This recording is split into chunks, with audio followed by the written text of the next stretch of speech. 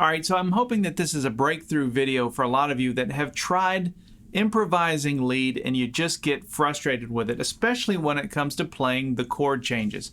That's kind of where we all aspired to be eventually as a lead guitar player. I know I started off playing just the minor pentatonic scale. That's the only thing I knew, one little scale, and I could play a pretty good blues lead. I got pretty comfortable with those notes and the different positions.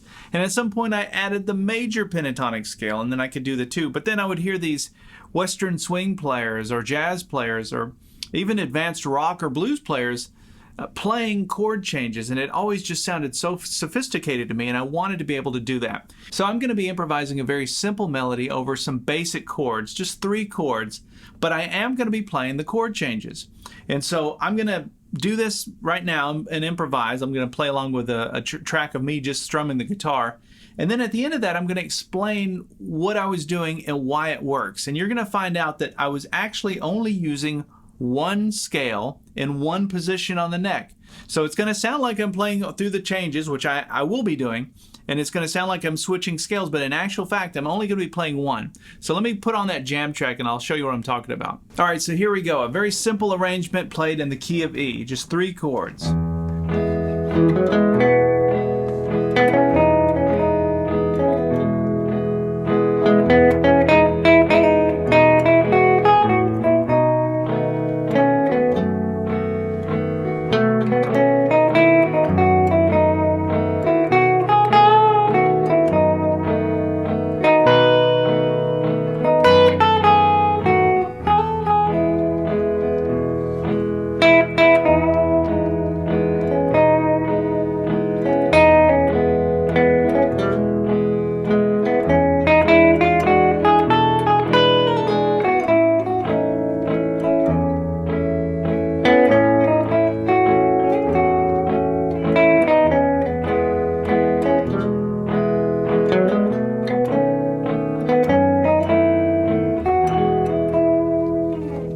All right, so that was a very simple little melody that I was playing, just making it up as I was going. But the reason it sounded colorful was because I was playing the chord changes. I was playing different scales to match the chords, even though in actual fact I was only playing one scale. And I'll explain what I mean by that. So it sounded more colorful than if I had just played the major pentatonic scale, for example. It would work and it would sort of be technically correct, but it just wouldn't have as much color. And so the first thing I want to mention is that we're going to be playing out of one chord shape. This makes this easy. Instead of trying to think of the major scale all over the neck, which I'm just as guilty as everybody of teaching that and trying to explain it, I find that it actually makes more sense to just play it in one spot and get comfortable with one position. So I'm going to be using the C shape out of caged. We're playing the E chord. So if I were to play the C chord down in first position but use different fingers, it's kind of hard to do it this way. I'm not using my index finger in this case, and if I were to slide that up to this position where I'm barring with my index finger on the 4th fret there, first few strings, I'm playing an E chord using the C shape, and hopefully you can see why that's called the C shape, because it's using the C shape from first position, the cowboy chord C. And the reason that I'm always coming back to the cage system is because it's where my visual anchors are all over the neck, and I think of it like a bunch of outlets, electrical outlets, and I can plug whatever I want into those outlets. And I know some of you just think of the cage system as chords. Like I could play my E chord here, I could play it up here, so forth, different chord voicings. And that's true, but you can also plug in triads, I can plug in harmonized thirds, I can plug in the scales. So in this case, I'm playing the E major scale, but I'm playing it off that C chord shape. So when I make the chord, where my pinky is, which is the 7th fret, 5th string, that's the low E that I start with. And then I walk it up. And most of that is tracing the notes of the chord, the E chord here. So let me put it up on the screen for you.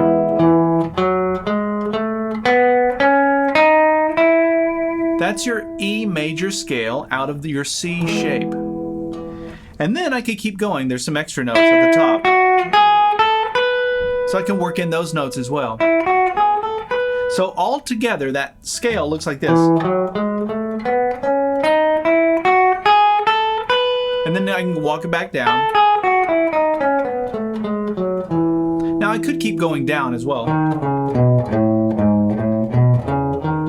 So all of those notes in this one little electrical outlet or zip code, however you want to think of it, this area of the neck, I'm able to play the chord, I'm able to play the scale. So everything that I played when I was improvising came out of those 7 notes of the major scale. 1, 2, 3, 4, 5, 6, 7.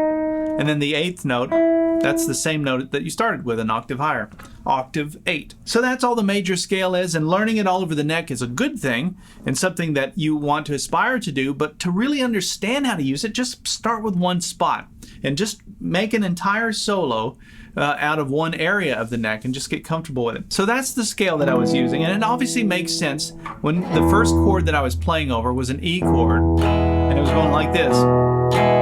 It would make sense then that the E major scale would work. It's an E major chord and the E major scale is going to work really nicely over that. So any of those notes that I play in any order are going to work. But then the next chord goes like this. It goes to the 5 chord. So I'm playing a B chord or B7 chord at this point. So since that next chord is a B chord, B7 chord, and we're playing the chord changes, which means we're changing the scale to match the chord. So as there's an E chord in the song, we play the E scale to match that chord. When there's a B chord, we play the B scale. So you would think then, if you're just following the basic logic, we have a E chord, we play the E major scale. When there's a B chord, we play the B major scale. Right? And this is the point that trips up a lot of people when it comes to playing the chord changes. In fact, let me back up and play over the jam track, and I'll do exactly that. I'll just play the E major scale over the E chord and the B major scale over that B7 chord, and I want you to hear what it sounds like. All right, here we go. We're going to start with the E major scale played over the E chord. So here we go.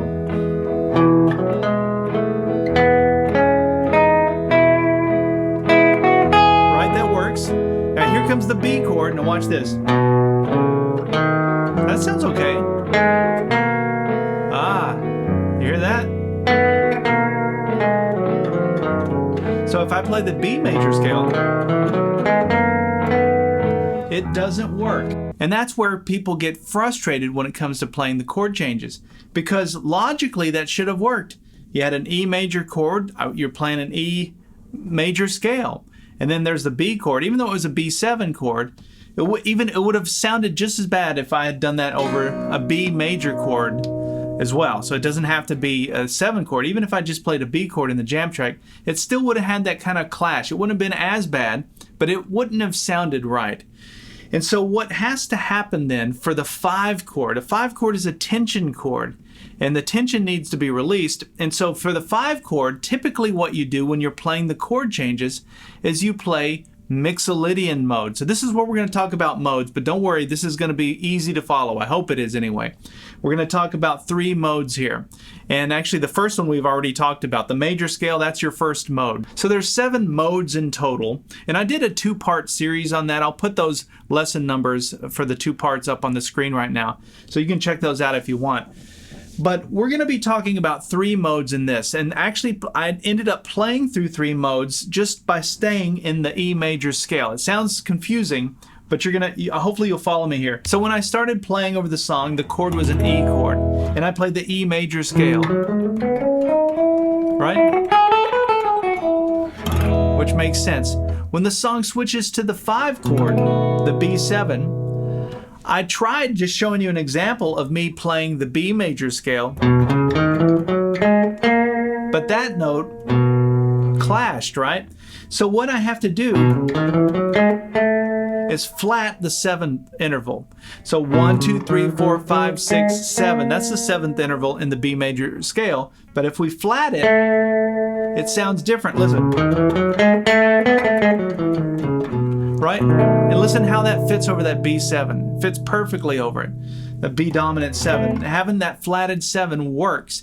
And so that, when you flat a 7 like that, that is considered Lydian mode. So that's another mode. All it is just changing one note of the major scale.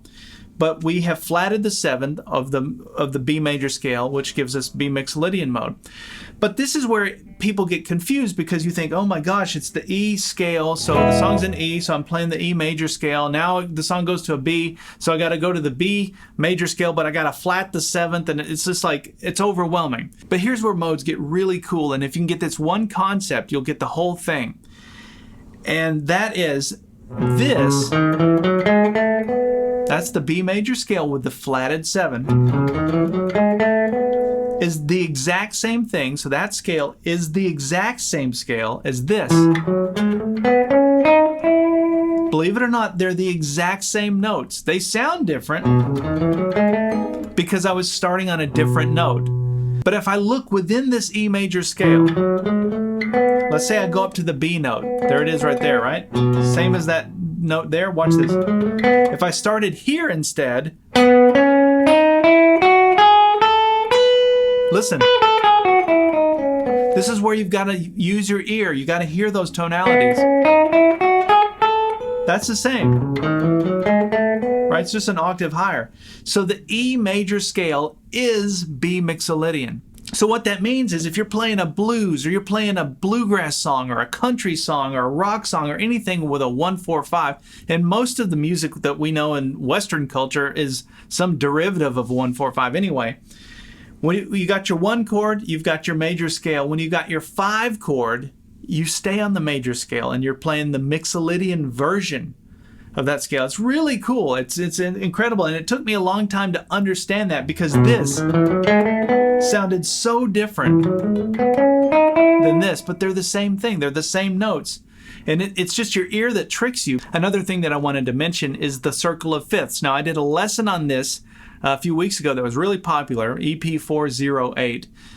But one of the things that you can do a lot of things with the circle of fifths, but one of the things I didn't really talk about is modes. You can find all your modes with the circle of fifths. So if I find my E note on the circle, because we're playing in the key of E, and the E is our 1 chord, if I look 1 note to the right, that's my 5 chord. So that's true anywhere on the circle. If you ever want to find your 5 chord and know what the 5 chord is, just find the note that you're playing on the circle and then look 1 space to the right. That's your 5 chord. And if I look 1 space to the left on the circle, that's my 4 chord.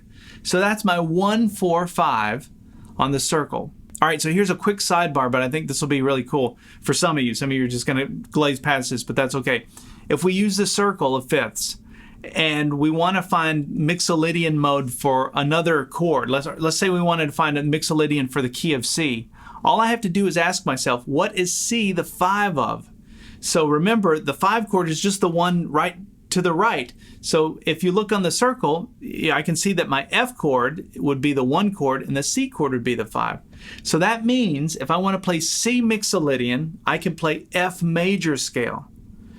And I know that's some of you are like, oh, cool, I got it. And some of you are like, what? If it's confusing, just skip that part. But you just have to trust me on this. But if you want to play Mixolydian scale, all you have to do is ask yourself, what is this chord the 5 of? So if I wanted to play G Mixolydian scale, for example, I have to ask myself, what is G the 5 chord of? That's the question you have to ask. And I know I can use the circle of fifths if I want. That's one way to do it. Or you just know what your chord families are. But I know that in the key of C, G would be the 5 chord. So I can play the C major scale, and that is the same as G Mixolydian. Now that's just one relationship of the 7 modes, right? So I'm just talking out that one, but I wanted to show you that I can use this E major scale to play over the 5 chord. Now when the song went to the 4 chord, which is the A chord, I stayed on the E major scale. I continued to play E major scale even though the chord underneath it was an A. And what that creates is A Lydian. And this is where you need to know the order of your modes, and I go through that in that lesson that I mentioned earlier. But in the list of modes, the 4th mode is Lydian mode. And so when I'm playing the E major scale over the A chord, I'm playing an A Lydian. And the same logic that I just applied to Mixolydian applies to Lydian. It also applies to all the other modes. So you have to ask yourself in this case, what is A the 4 chord of? Well, A is the 4 chord, and you can use the circle of fifths if you want. And remember, the 4 chord is the one just to the left. You look at the note, and whatever's to the left, That would be your 4 chord. So A is the 4 chord of the key of E. And so what that means is if I'm playing the E major scale, and there's an A chord underneath it, I'm playing an A Lydian. And to me, A Lydian has kind of a Pink Floyd, David Gilmour kind of vibe. So here's an A note. Right? It's kind of got a movie soundtrack kind of thing. I think John Williams, the great film score composer, I think he wrote a lot of things in Lydian mode. Right? But you can hear that. It's really all Lydian is the major scale. But you flat the 5th instead of flatting the 7th. Or you sharp the 4th, however you want to look at it. Okay, so when I was playing that lead, there was one other thing that was going on in addition to the E major scale, and that is chromatic notes. There were some chromatic notes that I threw in there. And what I mean by that is when you're playing a scale, you have intervals in between the notes. So if those are the notes of the major scale, the chromatic notes are those in between notes like this. Now you don't want to land on those notes. Like I wouldn't go, that's going to sound wrong. And you want to kind of use them as passing tones, so you're kind of playing them quickly as they pass by. But that's another thing you can work into your major scale. You just have to use it sparingly. I always think of it, or use the analogy as it's like when you're cooking and you have a powerful ingredient. Just a little bit goes a long way. So if I'm playing something like this is just the E major scale, but I'm going.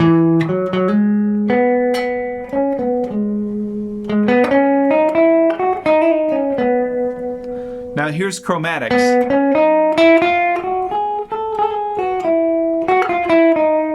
Hear that? Working it in. Otherwise, if I didn't do that, it'd go. Now that's the proper E major scale. But chromatically, right, I'm throwing in an extra note. Now, there's not really a formula for do it this way every time. There isn't anything really like that I know of. But all the really good players that I know kind of sparingly use that. So to summarize all of this, as the song was going through the different chord changes, you had the E chord, you had your B7 chord, you had your A chord. I was playing the same scale, same 7 notes, and it was sounding different because the chords underneath it were changing it. Now this is obviously a very simple way of looking at it, and I could have, when we went to the 4 chord, I could have played a Mixolydian instead or something like that. And now hopefully you know how to do that if you wanted to do it. But don't get overwhelmed by playing the major scale in all these different positions. I think that's where a lot of people get thrown off, is because you're trying to do 2 things at once. You're trying to get your major scale down first in all these different keys, and then you're trying to understand the logic of what's going on. Just try and get your head around that logic. But the best thing that I can tell you is to try and hear those tonalities. Hear what makes Mixolydian. Hear what makes Lydian. Hear what makes the major scale. And those are 3 for the major chords. Those are the 3 big main ones that you're going to be using anyway. So you would start with those 3, and if you can hear them, and you can hear what makes Lydian that Lydian sound, or makes that Mixolydian sound, then you're not so reliant on trying to think through the scale. Then you're really just pivoting your finger up or down a fret to get that tonality that you're hearing in your mind. But before you can hear it, you have to understand it. And I think that's why people get so tripped up on modes. So just try and get this basic concept that I can play the E major scale, even though the chords are changing and they're going from an E to a B7 to an A. I can stay in one scale in one position, and I can play a meaningful melody. Well, hopefully that's turned on a few light bulbs out there and giving you some ideas. And make sure to check out the 2 modal lessons that I was talking about, part 1 and part 2. In part 1, I went through the major scale and just showed you how to play it in different positions using the key of G. And then in part 2, I got into it a little more in depth. So if you want to know more about it, that's probably a good way to do it. All right, we'll see you in the next video.